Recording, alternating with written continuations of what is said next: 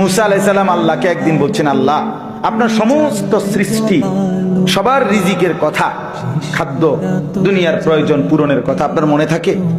আপনি কেমনে মনে রাখেন? আপনি সকলের রিজিক কেমনে দেন? আল্লাহ তাআলা বললেন, মুসা তোমার সামনে একটা বড় পাথর আছে, তোমার হাতে লাঠিটা দিয়ে ওটাতে একটা বাড়ি মারো। তাফসিরে রুহুল মাআনিতে আমি নিজে পড়ছি, আরবি তাফসির। মুসা আলাইহিস সালামকে আল্লাহ বললেন, এই পাথরটার মধ্যে লাঠি দিয়ে আঘাত করো। মুসা আলাইহিস সালাম আঘাত করলেন, লাঠির একটা পার্ট মানে একটা অংশ পাথরের ভাঙ্গা পড়েছে।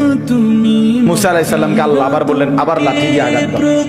আবার বাড়ি দিলেন, পাথরের একটা অংশ আবার ভাঙ্গা পড়েছে।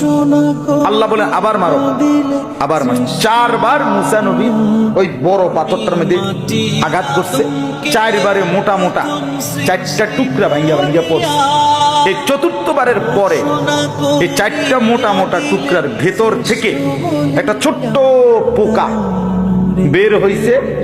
মুসা আলাইহিস সালাম দেখতেছে এটার মুখের মধ্যে একটা ছোট্ট সবুজ একেবারে পিচ্চি পাতা, এটা কুটকুট কুটকুট করে খাইতেছে।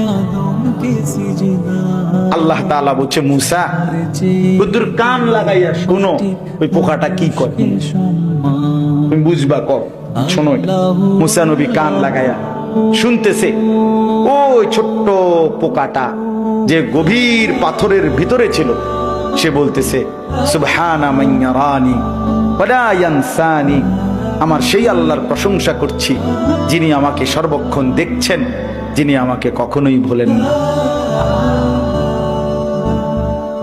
যিনি আমাকে কখনোই ভোলেন। আল্লাহ তাআলা বললেন, মুসা তো এবার দেখো এই পাথর উপর দিয়ে ভাবার কোনো সুযোগ নাই।